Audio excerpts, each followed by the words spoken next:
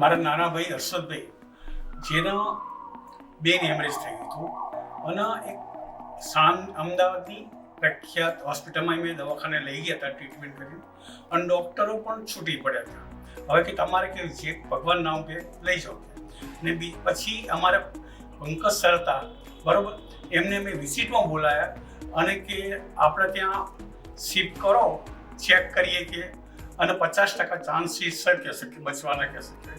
એટલે અમે શિફ્ટ કર્યા એમના ભરોસે. અમે ભગવાન માનીએ છીએ એમનો તો. એટલે એમને શનિવારે લાયા અને રવિવારે સવારમાં એમને કાણામાં ગળામાં ઓપરેશન કર્યું.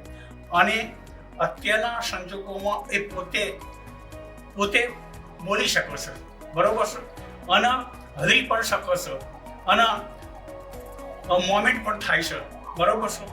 એટલે બધું એમ કહું કે પંકજ સર અમારા માટે ભગવાન છે. ડૉક્ટર પંકજભાઈ પટેલ અને નવીનભાઈ પટેલ જે સજેશનથી અમે અહીં લાયા અને સારું થઈ ગયું છે.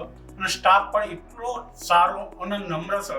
એપીએમમાં લાયા હતા, એપી કેમ્પમાં લાયા હતા, અને સ્ટાફ ખડે પગે રહ્યો છે. એની અમે પ્રશંસા કરી છે.